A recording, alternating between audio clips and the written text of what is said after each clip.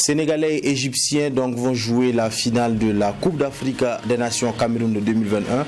Cette 33e édition donc connaîtra donc son épilogue ce dimanche.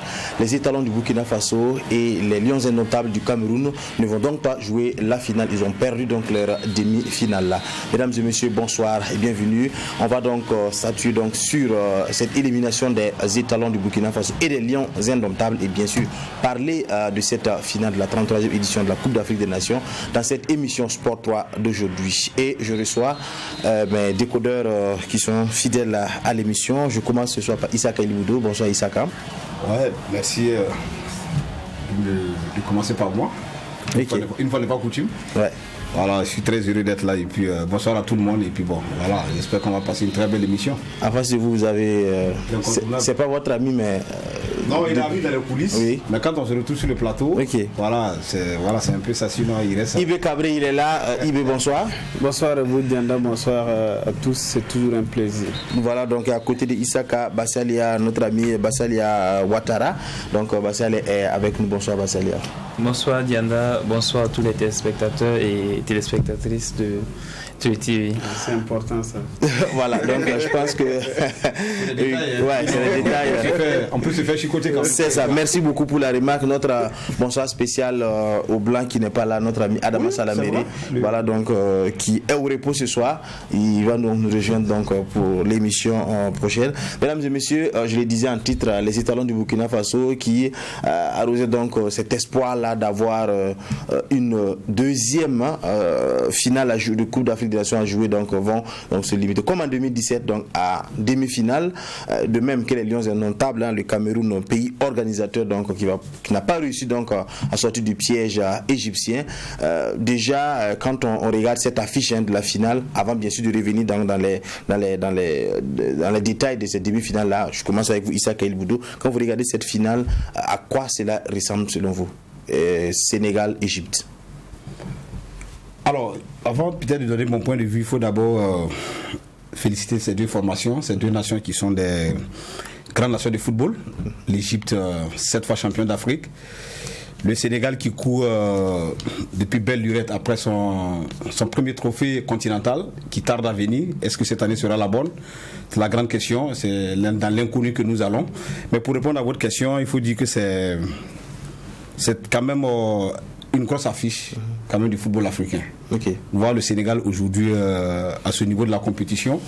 L'Égypte, on me dira que c'est une bis de petita. Ce sont des éternels habitués au podium. Donc on ne les a pas trop vus venir. Est-ce que ça a été la stratégie adoptée? Jouer un peu caché, avancer les pions tout doucement et au finish, le sprint final, ils se retrouvent en finale. C'est une belle affiche.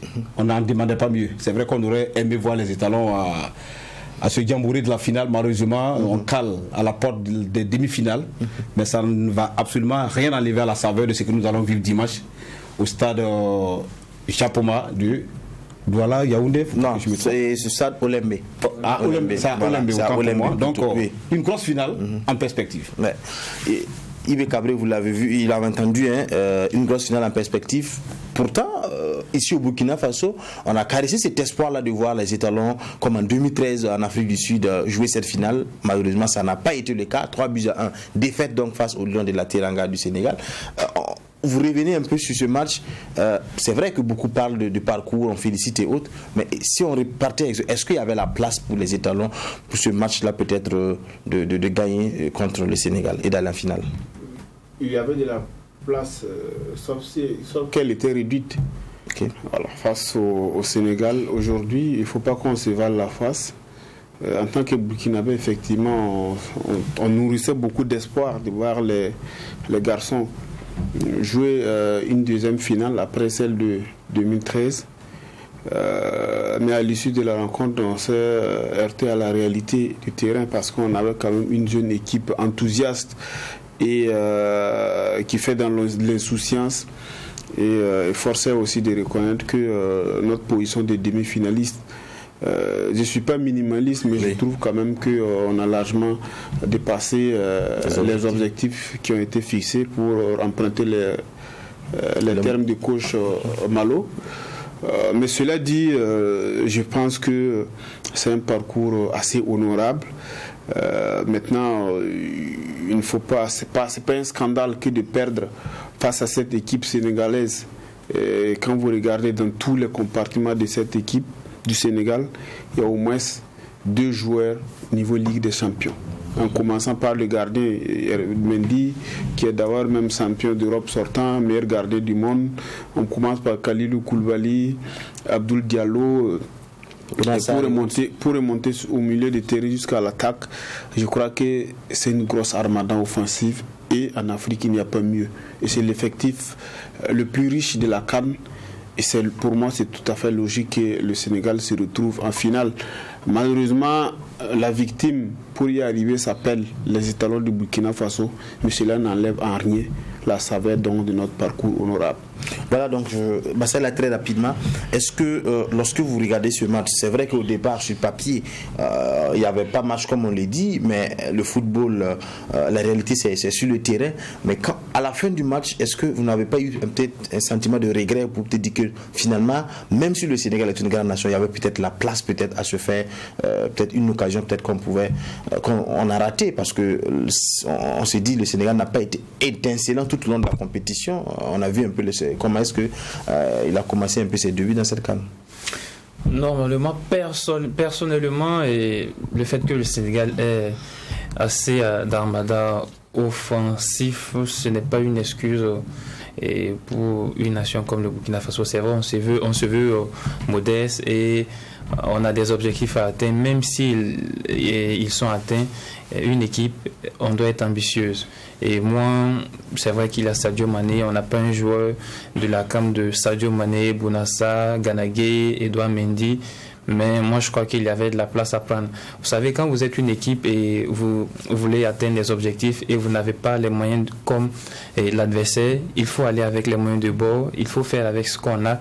Et moi, je me dis, c'est vrai, notre parcours il est honorable. Hein. Personne ne croyait qu'aujourd'hui, les étalons allaient atteindre les demi-finales de cette 33e édition de la Coupe d'Afrique des Nations. Mais moi, je crois que, à mon humble avis, je crois que si on avait pu bien gérer l'effectif qu'on avait. Bien gérer, c'est quoi? Est-ce au niveau du coaching ou bien c'est au niveau peut-être individuel des joueurs que peut-être il y a eu problème sur le terrain? Oui, au niveau du coaching, parce que quand vous regardez d'entrée de jeu, on encaisse notre premier but à la 70e minute. Et pourquoi ce but il vient à la 70e minute? C'est parce qu'il y a un remplacement qui a été fait. Et il y a un remplacement qui a été fait côté sénégalais. Peut-être on va venir allez-y, ultérieurement. Le Sénégal a fait un changement, le Burkina n'a pas répondu. Le Sénégal a fait un changement stratégique. Vous regardez, quand vous prenez même d'entrée de jeu et les 11 joueurs qui ont débuté, vous prenez un joueur comme Bounassa, et pas Bounassa, Ismaël Assar. Oui. C'est un joueur très très capital du dispositif Aliou Cissé depuis les 7 ans qu'il a passé à la tête des Lions de la Teranga. Il revenait de blessure. Et il était pimpant, par exemple, mais sa gestion a été faite de telle sorte qu'il ne commence pas les 90 minutes de jeu. C'est un joueur qui appose plus offensivement. S'il commençait par exemple les 15, 10, 45 premières minutes de jeu, ça allait être très, très difficile. Si je comprends bien, vous voulez dire qu'il est rentré en cours de jeu et Kamou Malo n'a pas pu. Il est rentré en cours de jeu et vous avez vu ce que ça donnait. Chez nous, par exemple, on a un joueur, je ne veux pas tirer à bleu rouge sur Bertrand Traoré, c'est un joueur que je l'adore, mais actuellement, il traverse une période difficile. Et on aurait pu mieux bénéficier de lui si on l'avait mis à la même minute que. Genre en seconde période pour peut-être créer la différence. Il allait plus faire la différence et il allait répondre offensivement au choix tactique d'Aliou Cissé. Ok, on va revenir à vous. Issa Kelboudou, on parlait ici dans l'émission passée. Est-ce que déjà au départ, le discours de Kamou Malo qui disait en ces termes, j'ai peut-être atteint les objectifs peut-être de l'employeur qui je dirais qui était donc de dépasser donc la phase de poule. Nous sommes en demi-finale déjà, mais on va essayer de pousser. Est-ce que déjà à partir de là on montrait pas déjà qu'on a déjà fait le boulot et que même si on rentrait à la maison comme ça, c'était pas. Est-ce que c'est pas ça également? C'est pas ce qui a guidé un peu les jeunes à jouer un peu avec le frein, parce qu'on a vu beaucoup de déchets face à une équipe comme le Sénégal. Quand on gagne ces genres d'occasions et qu'on ne score pas, il faut s'attendre forcément à encaisser, Issaka. Non, vous avez répondu à vous avez donné la réponse à votre question. C'est tout à fait clair parce que peut-être avant de répondre, je voudrais souligner quelque chose que Bassel a dit, je ne suis pas trop d'accord. Oui. Il dit une chose et son contraire, il dit personne ne voyait les étalons arriver à ce stade et en même temps il dit qu'il y a de la place. Donc vous voyez une dichotomie. Non, S'il vous plaît, donc, vous avez parlé d'une non, on va donc, allez-y, il va répondre après. En même temps qu'on dit que personne ne croyait, personne, ça dit qu'on ne se soustrait pas. Ça dit que c'est une surprise. Donc quand la surprise est là, je pense que les étalons sont à leur place, si on veut aller sur cette logique. Maintenant, pour répondre à votre question, effectivement, je suis entièrement d'accord avec vous. On a suivi tous avec intérêt le discours de Kamou Malo, qui dit, à la veille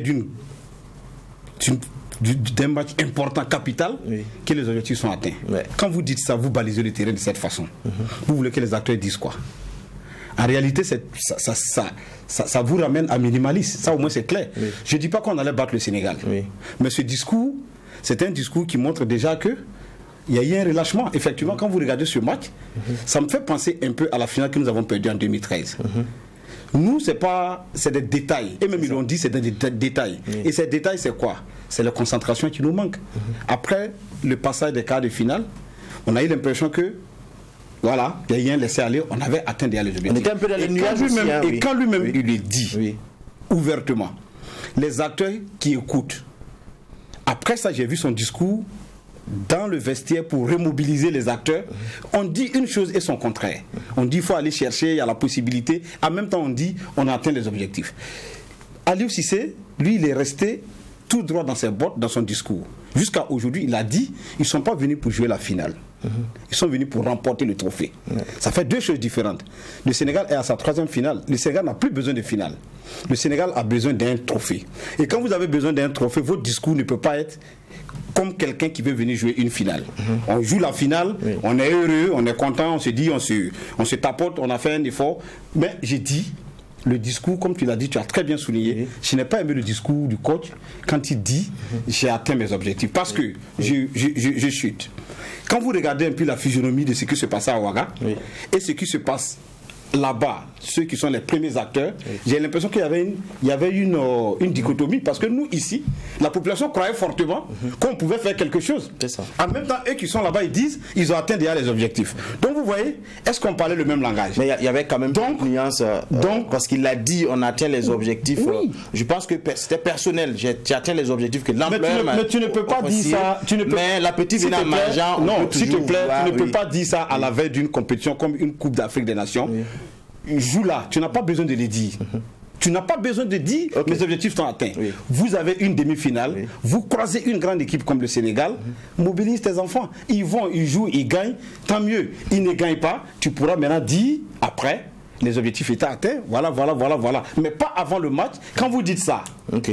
Moi, je pense que c'est quelque part, on baisse un peu les bras et puis on se fait fouetter. On revient Ibi avant que Bassal réagisse.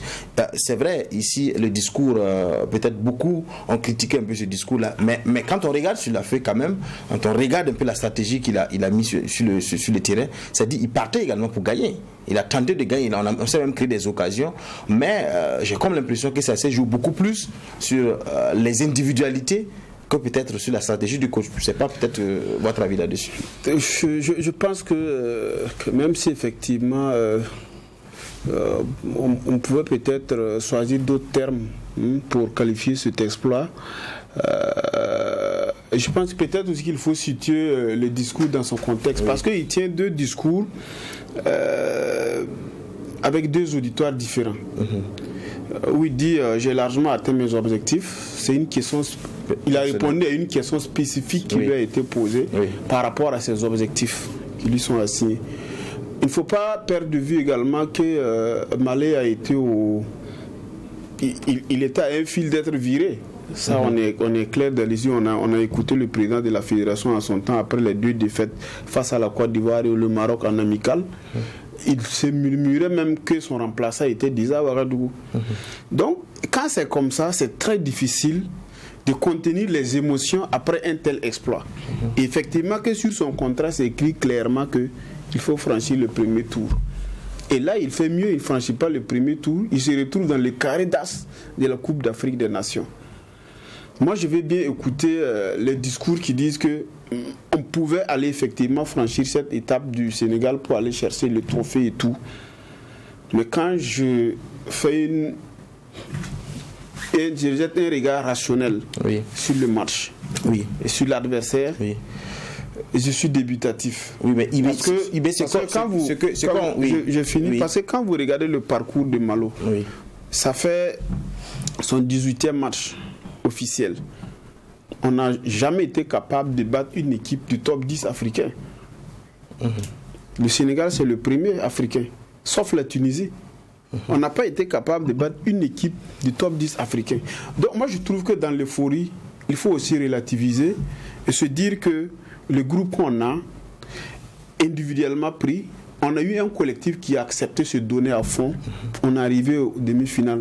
Je l'ai dit dans mes propos précédents. C'est pas qu'on est minimaliste, mais on se doit aussi d'être réaliste. Oui, mais Ibé, sur le point qu'on veut revenir, c'est que quelqu'un qui ne sait pas, peut-être que le Burkina est 20e ou le Sénégal est premier africain et autres, quand on regarde ce match et qu'il en sort, est-ce qu'on ne pourrait pas se dire que le Burkina peut-être avait un coup à jouer si toutefois peut-être les jeunes avaient cru crânement à leur chance comme eux-mêmes le disent. C'est ça? Non, mais on n'a pas maîtrisé les événements de bout en bout dans ce match. C'est vrai qu'on même regardez la première période, on a été au bord de la rupture. On a été au bord de la rupture. On a frôlé au moins 3 reprises le penalty. Ça veut dire qu'on n'a pas c'est parce qu'on a été permanemment agressé dans notre surface de réparation. On n'a pas maîtrisé les événements en première période. En deuxième période, il y a eu ces changements dont on parle. Et la sortie, malheureusement, de Cyril Bayala n'a pas aidé parce que c'est le garçon qui a fourni plus d'efforts en termes de course et qui aidait beaucoup Issa Kaboré dans les replis défensifs. Très discipliné tactiquement, Cyril. Et lorsque lui il est sorti, malheureusement, il s'est dit que c'est suite à une blessure. Et qui est rentré? Zakaria Sanogo. Et à l'inverse, quelle est la réponse qui a été apportée du côté du Sénégal?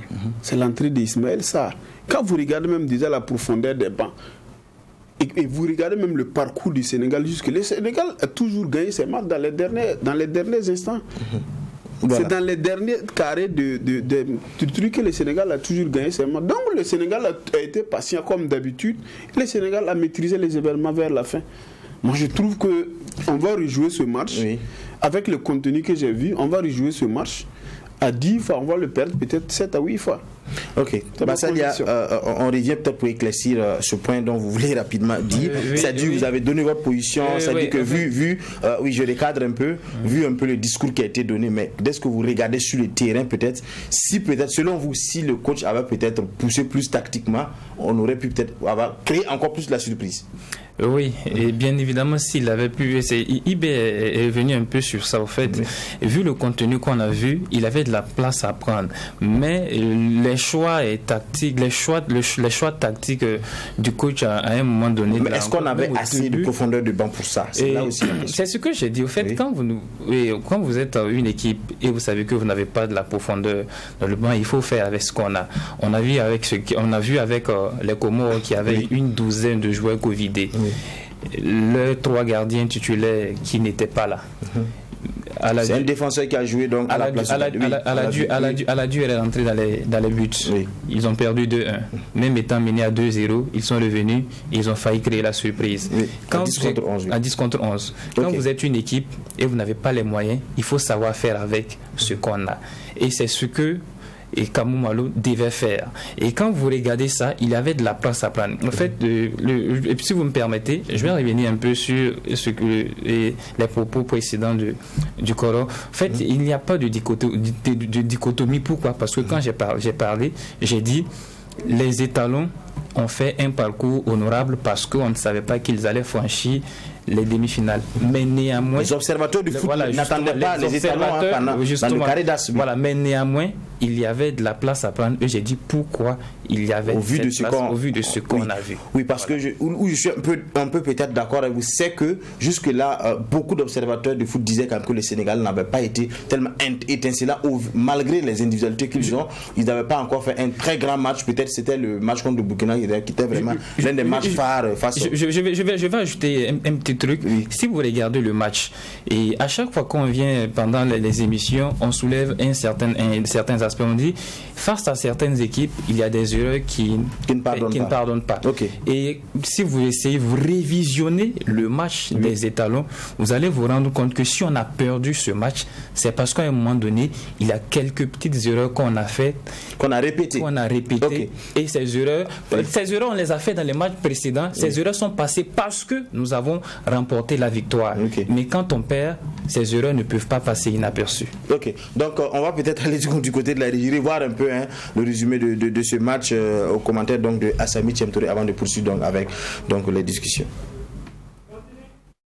Voilà, donc nous allons poursuivre avant bien sûr de revenir là-dessus, la régie n'étant pas prête pour ça. Et Issaka El Boudo, on va revenir sur un aspect. Parce que Bassel Anta a dit qu'il ne va pas peut-être s'acharner sur des joueurs, mais l'opinion en parle et tout. Est-ce que Bertrand Traoré, le capitaine des étalons, devait débuter ce match selon vous? Bon, je pense que moi je m'aligne dans la même vision du citoyen lambda. Pour moi, sa titularisation devait peut-être pouvoir attendre. Ça pouvait attendre. Et puis, c'est quelqu'un de très technique, de très percutant. Il faut aussi reconnaître que le Sénégal, quand même, s'est un peu méfié de nous dans le match. Il ne faut pas se cacher la face. C'est vrai, les gens vous dites que personne ne nous voyait dans le carré d'as. Mais quand on regarde quand même cette équipe insouciante, comme il a dit, elle était capable de faire des choses extraordinaires. Du coup, le démarrage du match du Sénégal, le Sénégal joue un bloc très bas. Mais comme il a dit, effectivement, quand on va analyser en profondeur, on va ressortir vraiment des erreurs que nous avons commises qui ont été fatales contre nous. Oui. Il y a eu des erreurs d'appréhension et de gestion même du match. Il y a eu des erreurs. Pour revenir sur Bertrand, effectivement, on pouvait peut-être, pourquoi pas, le faire entrer en cours de jeu. Parce que vous savez, le football, c'est également aussi de la communication tactique.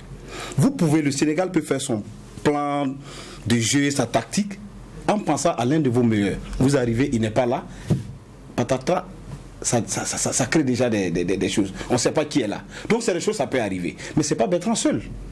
Moi, je vais aller un peu plus loin. La titularisation de Dayo, pour moi, ça a été une grosse erreur. Je m'explique. Oui, allez-y. Vous êtes à une compétition. Oui.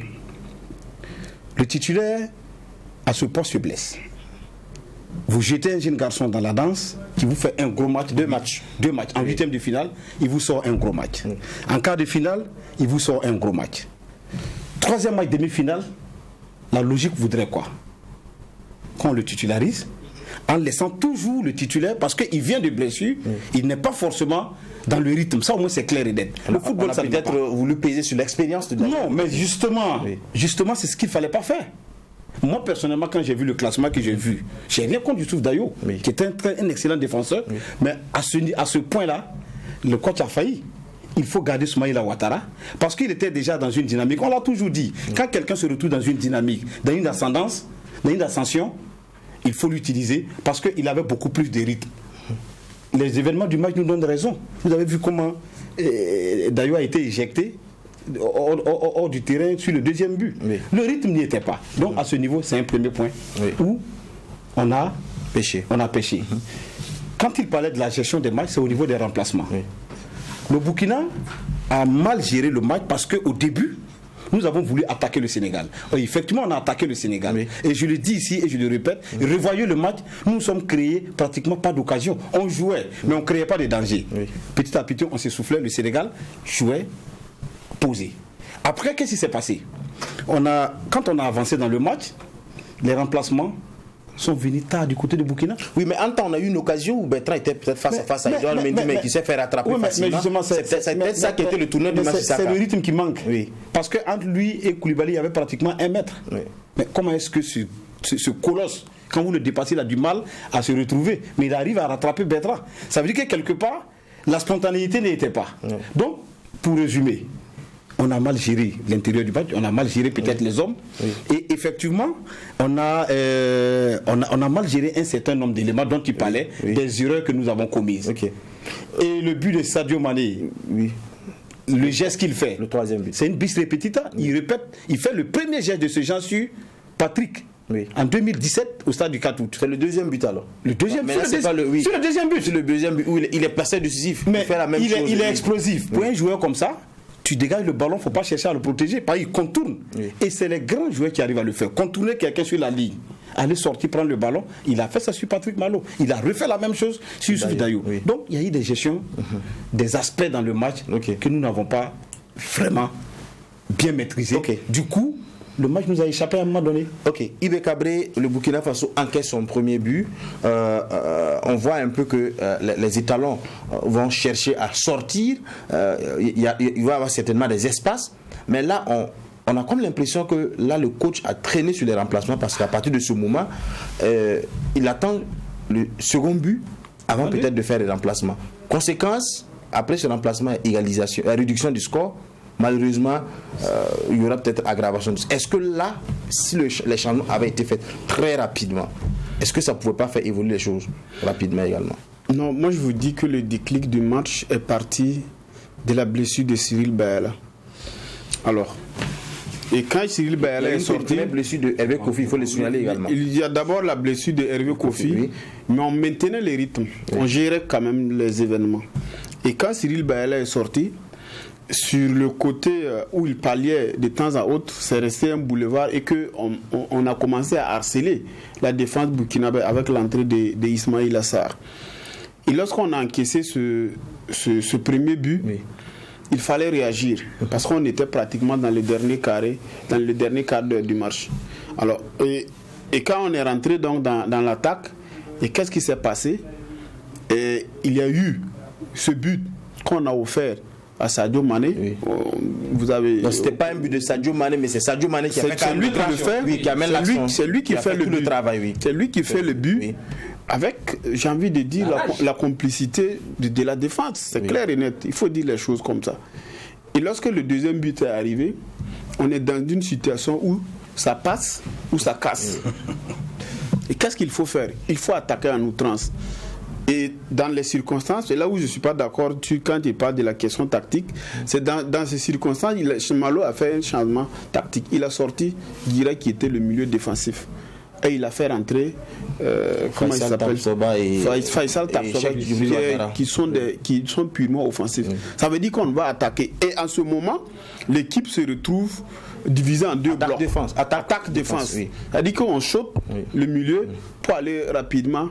Et quand c'est comme ça et que vous n'êtes pas vigilant, vous n'avez pas de défense très rapide pour enrayer les actions, vous vous exposez, vous êtes vulnérable au contre. Et quand vous avez Sadio Mané, vous avez Ismaïla Sarr sur le côté, naturellement, soit on égalisait, ou bien en tout cas on encaissait ce troisième but. Malheureusement, c'est le deuxième scénario qui s'est produit.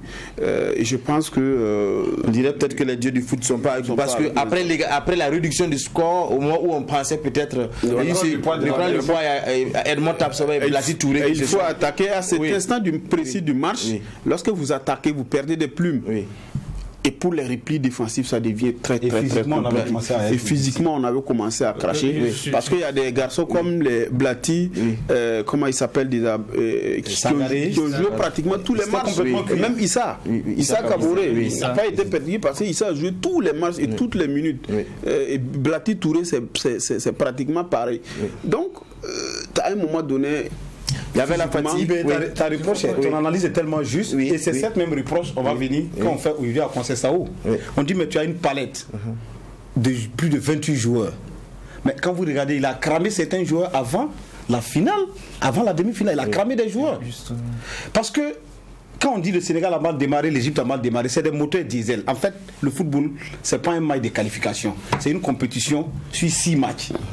Ceux qui démarrent difficilement, généralement finissent fort. Et ça s'est respecté. Ce qu'il a dit, c'est tout à fait juste. Il fallait voir tous ces aspects-là.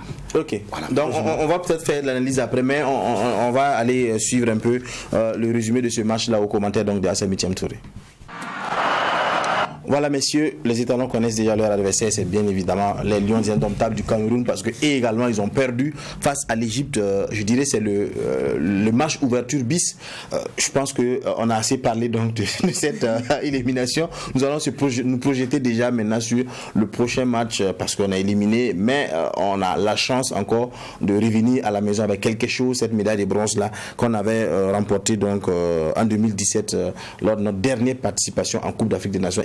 Très rapidement, est-ce que cela est joie parce que le pays organisateur avait un peu l'esprit sur eux, ils étaient là pour la coupe, hein? Nous on était là pour faire une bonne moisson, on n'a pas eu finalement on est tombé les armes à la main comme on le dit. Est-ce qu'on peut colmater un peu pour chercher cette médaille de bronze là, ou bien on va toujours se dire que on a atteint les objectifs, on peut rentrer? Non, je crois que la médaille de bronze aurait un objectif assez clair pour les étalons. Après cette élimination face au Sénégal, je crois qu'il faut se laver la front, il faut se laver la face. Une victoire face au Cameroun, ça lui donnera quand même de l'espoir à beaucoup de personnes qui sont peinées au pays. Et c'est sur cette lancée que les étalons justement ont abordé cette CAN.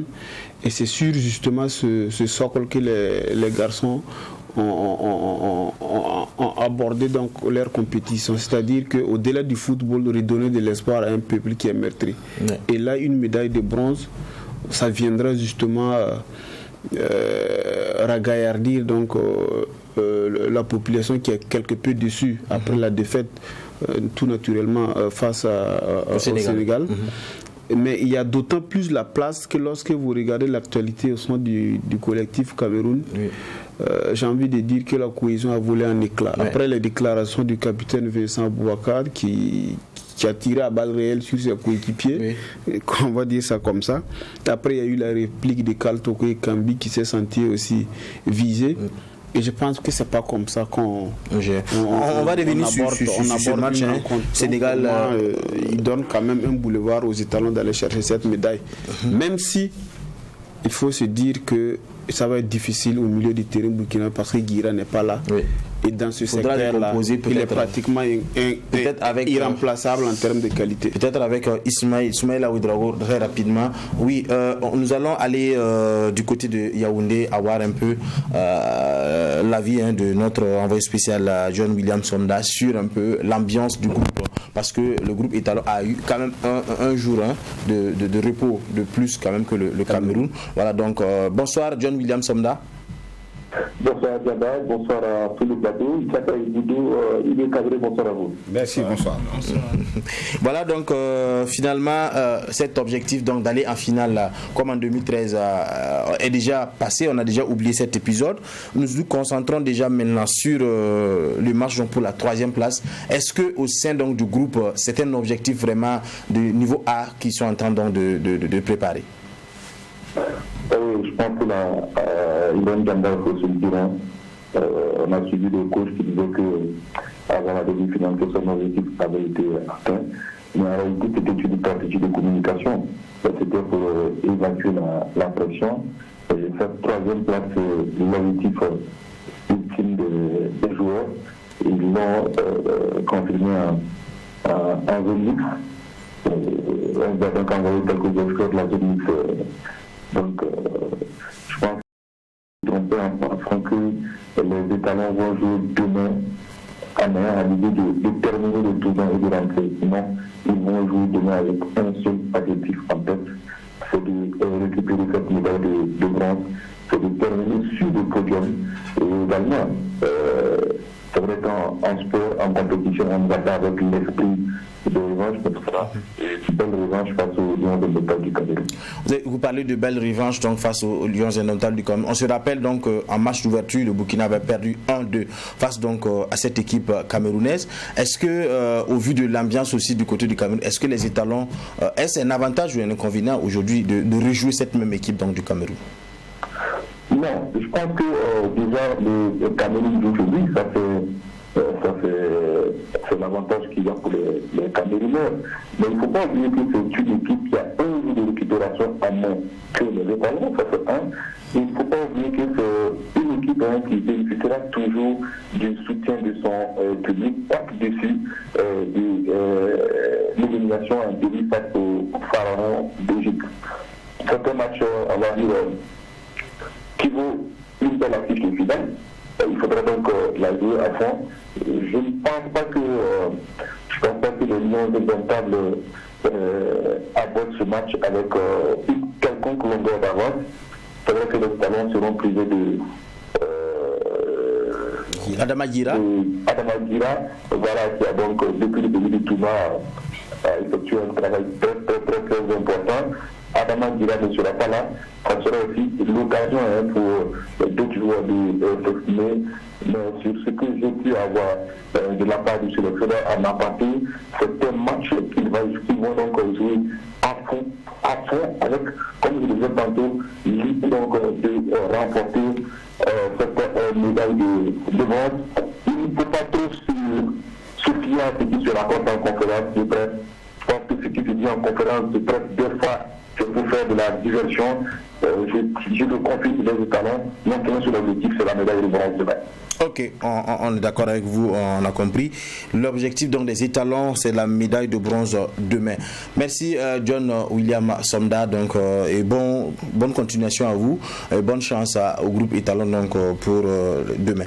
Je reviens à vous très rapidement. Bassala, on se rappelle en 2017, c'était un peu le même scénario, le Burkina qui perd au tir au but donc face à l'Égypte en demi-finale, qui se retrouve face au Ghana pour le match donc pour la 3e place. Le Ghana qui espérait une finale qu'elle n'a pas eu, donc qui était un peu diminué, que les étalons ont profité pour jouer, mais finalement c'était dans les dernières minutes de la rencontre que sur un coup franc on arrive à avoir cette 3e place là. Est-ce que vous ne craignez pas également cette grande bataille, parce que le Cameroun également qui organise la CAN ne va pas vouloir sortir par la petite porte? Oui, très logiquement, parce que cette équipe camerounaise a allé avec beaucoup d'effectifs et il y a certains joueurs jusque-là qui n'ont pas eu l'occasion de disputer. Vous voyez le Cameroun peut-être faire un tournoi oui, je vois le Cameroun faire un tournoi, et ceux qu'on va mettre vont vouloir montrer qu'ils méritaient la sélection pour que prochainement, avec les éliminatoires de la CAN du mondial déjà qui s'approche, ils vont vouloir être rappelés ultérieurement pour le prochain regroupement, je vais dire. Donc c'est déjà, ils vont vouloir faire une très belle impression face aux étalons aussi, qui vont vouloir et remporter cette médaille. Donc, et puis face à des Camerounais qui jouent aussi à domicile, c'est un atout. Je crois que ce match sera pas facile. Ce sera peut-être un grand match. Oui. Un grand match sera pas facile, mais psychologiquement on part avec l'avantage de remporter la victoire, parce que l'ambiance actuellement n'est pas bonne au sein de cette équipe, et les étalons peuvent profiter de cela pour remporter.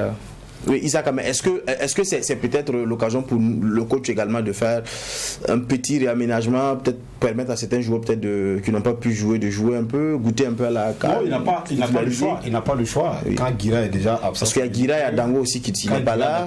Dango n'est pas là. Forcément, il faut une réadaptation. Et on ne sait pas d'abord si la blessure de Cyril Bayala ou la forme de Bertrand. Oui. Évidemment, ça c'est une logique. Il y aura forcément une réorganisation côté burkinabé comme côté camerounais. Sao l'a dit, il y a des joueurs qui n'ont pas pu jouer. Effectivement, on l'a tiré à boulot rouge vraiment sur cet entraîneur, parce que la gestion aussi des hommes, on a trouvé que c'est pas bon. Mais je vais rappeler que très rapidement, après le match, après l'élimination, on a vu le président de l'Africa Foot dans les vestiaires qui a tenu un discours pour remonter, remobiliser les troupes. Ça veut dire quoi? Je suis entièrement d'accord avec Ibé. Cette finale, malheur à l'équipe qui va la jouer les stars.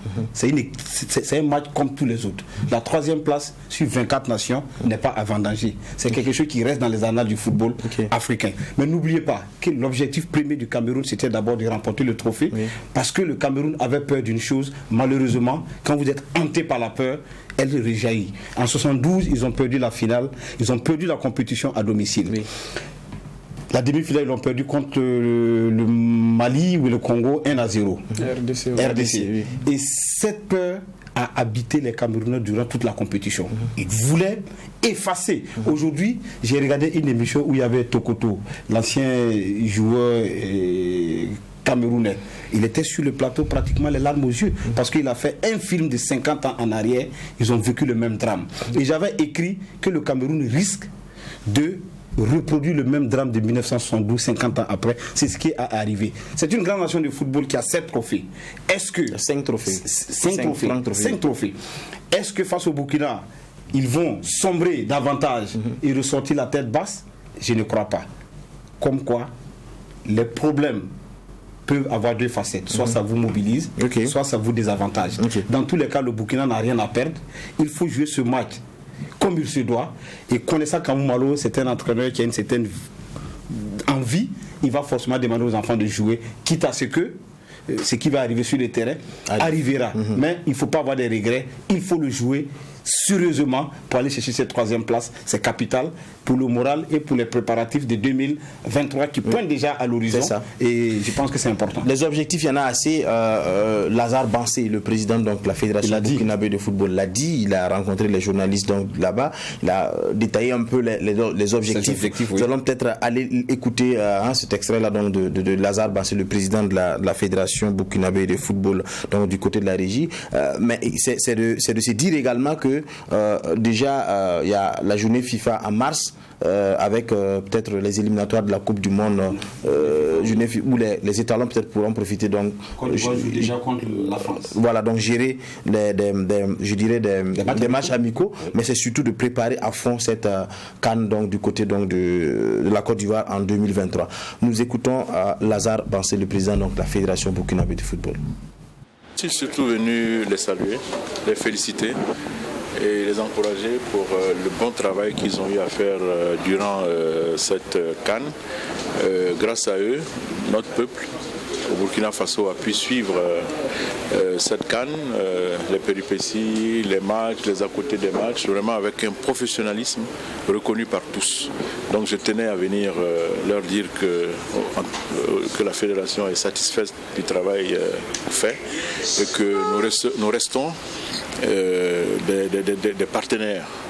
La fédération et la JSB, donc nous sommes des partenaires pour la promotion de notre football et nous devons travailler ensemble à faire grandir notre football et à faire du Burkina Faso une grande nation de football. Vous voyez que c'est possible.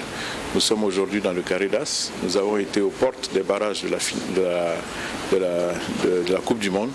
Je pense qu'au retour, il va falloir faire certains réglages, travailler encore plus, travailler davantage pour mettre le Burkina Faso enfin sur le podium africain. Moi, j'y crois.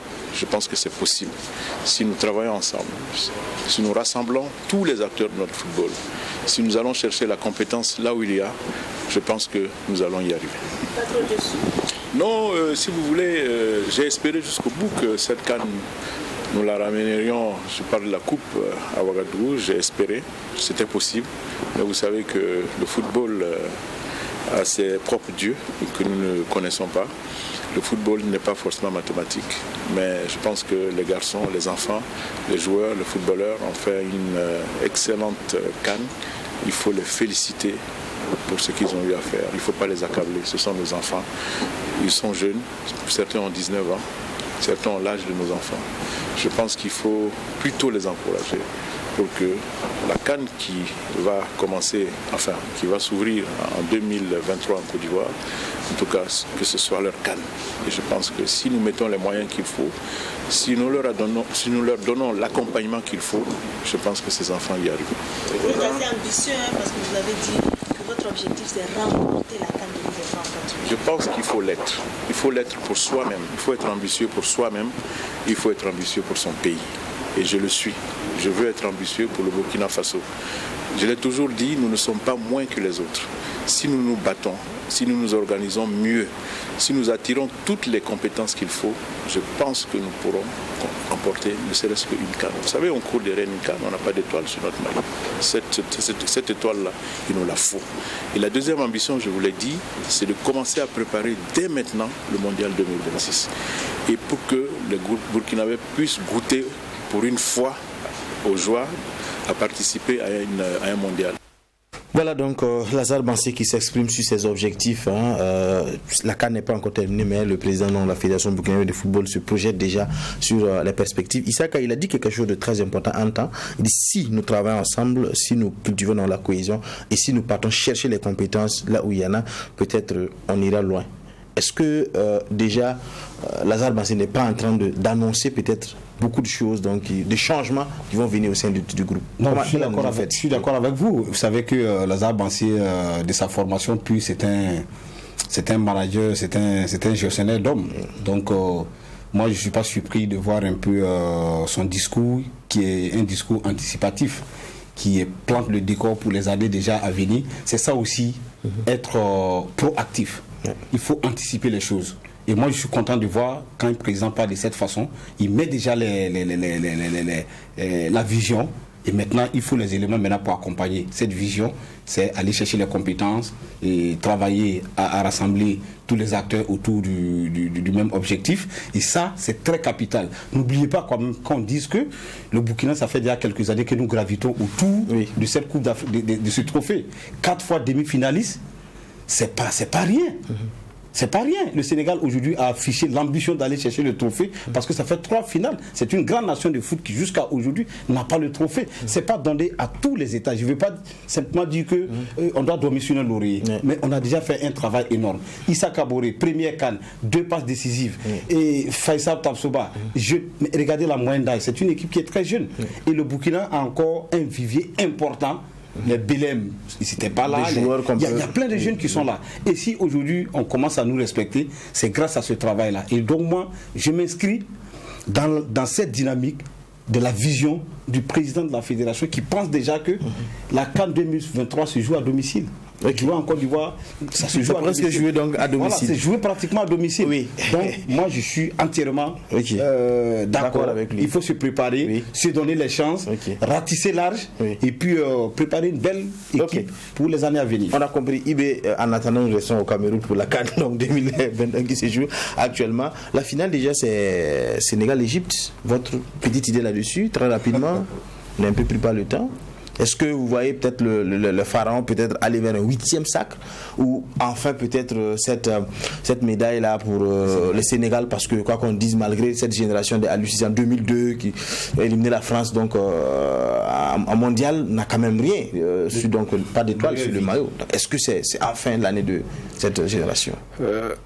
Je pense que oui, parce que très honnêtement je crois à la capacité de cette équipe sénégalaise d'aller chercher l'Égypte au bout du rouleau. Ça fait quand même 3 prolongations de suite, 3 pénaltys de suite. Mais est-ce que ça va se répéter pour une 4e fois?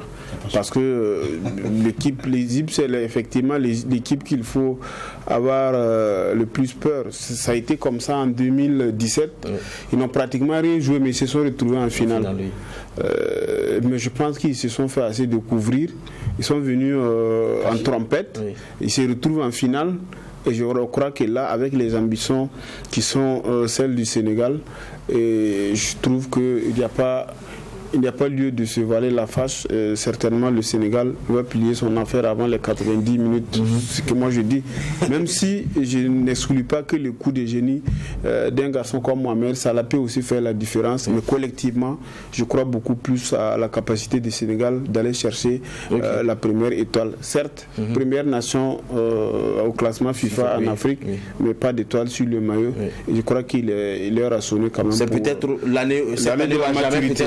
Voilà. Comme on aime le dire dans le jargon, vous qui aimez un peu faire les pronostics, vous pensez à quoi peut-être? Est-ce que ça va se jouer dans les 90 minutes comme l'a dit Ibé, ou peut-être en prolongation? Pourquoi pas en tir au but? Parce que l'Égypte aime aussi tirer. On a vu face au Cameroun, elle l'empêche de jouer, elle tire un peu pour aller un peu vers le tir au but. Ça sera même d'ailleurs l'objectif de cette équipe égyptienne, et d'essayer d'arracher les prolongations et remporter le match face au Sénégal. Mais malheureusement, je ne crois pas que ce match puisse aller jusque-là, parce que Ibé l'a dit, les Égyptiens ils ont 3 prolongations dans les jambes, et le Sénégal ils ont déjà une match de plus, et également peut-être une journée en moins, une journée en moins. Donc du coup moi je crois que ça sera juste la même tactique. Oui, voilà, justement ils ont demandé les reports du match à midi. C'est pas possible. Donc moi je crois que le Sénégal d'entrée de jeu va faire comme ce qu'ils ont fait face aux étalons, amener des joueurs, mettre certains joueurs qui vont un peu encore plus fatiguer cette équipe égyptienne, et après mettre un joueur comme Ismaël Assar, le fameux Ismaël Assar, qui va débloquer la situation. Moi, je pense que je suis entièrement d'accord avec tous les deux dévanciers. Il faut dire que le Sénégal semble avoir tiré les leçons des échecs passés. J'ai suivi un documentaire qui était intitulé « Pourquoi le Sénégal ne gagne jamais ». Et dans le documentaire, il a été montré beaucoup de facettes qui faisaient que les Sénégalais n'arrivaient pas à arriver au bout, malgré la belle génération de Aliou Cissé, tout ce qu'ils ont eu. Ils ont tiré les conséquences cette année. Je pense que ça doit être l'année du Sénégal, où à jamais, s'ils ratent cette finale, ils vont râler avant de... Je suis convaincu qu'il va falloir encore d'autres générations de qualité pour pouvoir y arriver. Et je pense que le Sénégal est bien parti pour remporter ce trophée. Vous nous avez donné une idée, Issaka El Boudo. On va faire une émission ici avec un thème: pourquoi les étalons ne gagnent jamais. Voilà, donc en attendant, merci à vous d'être venus. Merci. On aura l'occasion, donc ce jour-là, chacun va faire sortir, donc c'est long couteau pour hacher sur qui que ce soit. Non, mais pourtant, quand même, on gagne de temps en temps. Ouais, mais ça fait quand même. 4 demi-finales, c'est pas mauvais. Ouais, bon, on verra bien. Voilà, le jour J, on verra bien les arguments en question. Merci à vous, donc, Bassali Ouattara, Issaka El Boudo, Ibé Cabré. Merci à John William Somda, donc, qui est donc resté avec nous depuis Yaoundé. Fidèles téléspectateurs de Tri TV, c'est fini donc pour Sport d'aujourd'hui. Merci de l'avoir suivi et à bientôt.